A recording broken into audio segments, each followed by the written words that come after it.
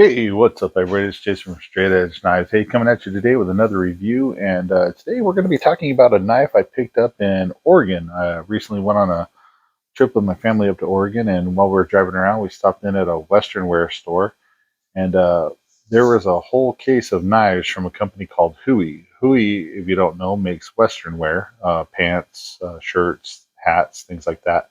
But apparently, they also have a line of slip joint style knives. And while I was there, this one caught my attention. Now, I had no intention of buying a knife while I was on this trip, but of course, knives kept falling into my lap while I was out traveling around. And this one, I actually left the store and I went back and bought this one just because I really loved the way it looked. Now, I'm not a big slip joint aficionado. Mostly, I carry fixed blades. I do have a few flipper knives and stuff that I carry on occasion. And I don't know a whole lot about slip joints. So this one was new to me, but man, I really did fall in love with the way this looked. I mean, this has a really nice blue denim micarta with the stainless steel bolsters up here. And now, if you know about slip joints, please sound off in the comments. But this feels like it has very, very good lockup because I mean, I have to put a decent amount of effort to get it to this point. And then once I get it fully locked open, I don't know if you can hear that click. Um, it's locked in. I mean, I have to use a decent amount of force to get that to break past that point, and then to break past this point, which I feel is very safe. Obviously, you're not going to be doing hard chopping with this blade or anything like that.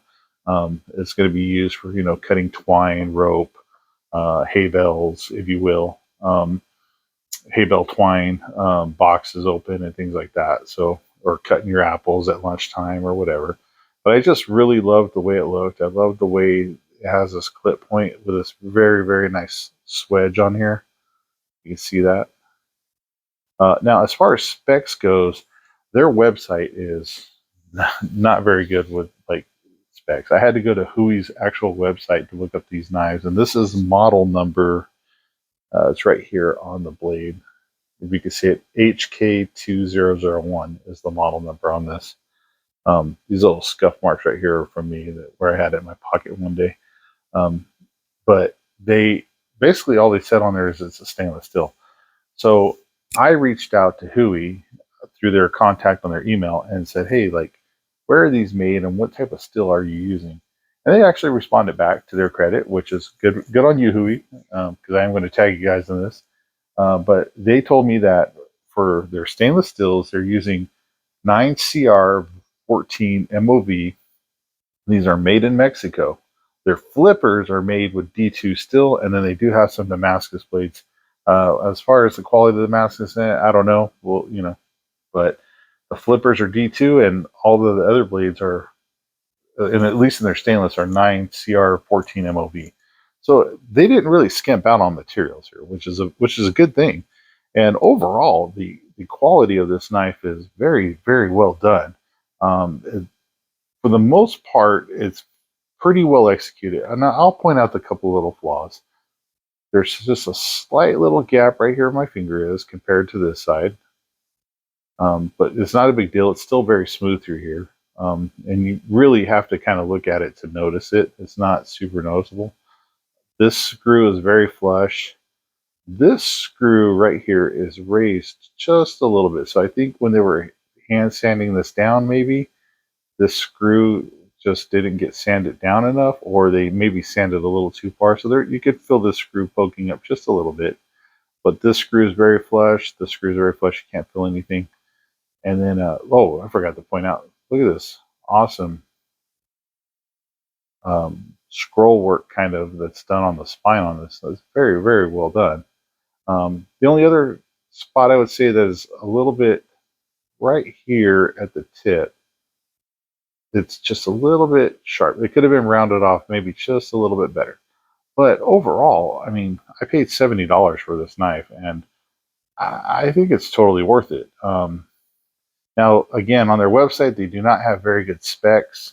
They have actually very little to no specs.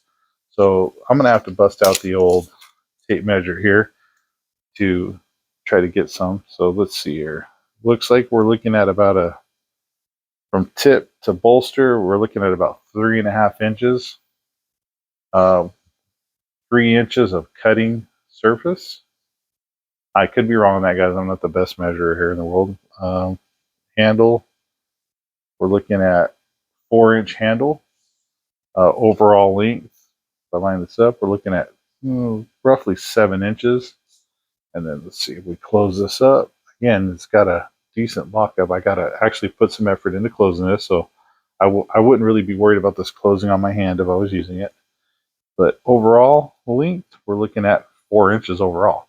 I mean, it's a very nice size knife, very nice pocket size knife. This actually carried this around in the coin pocket on my Levi's there for a little while. Hooey actually makes a leather belt sheath for their knives, and they're reasonably priced. I think they're like $30. So I actually might pick one of those up just to carry this around on. But for size comparisons, let's open this back up. Again, like I said, I got to put some actual effort into it. Now, this isn't a flipper. You're not going to be able to put your thumb in there and flick this thing open. It's just not going to happen. So be aware of that. But for some size comparisons, again, I don't have a ton of folders, but here is a Kaiser Cormorant Serapa edition. You can see, I mean, they're relatively almost the same size. The Cormorant's maybe just a tad bit longer in the blade. You can see that there, lining them up, but not by much. Oh, sorry. Let me stab my mat there and kind of give you some thickness comparisons there. Let me turn my light away a little bit. Maybe that's too much.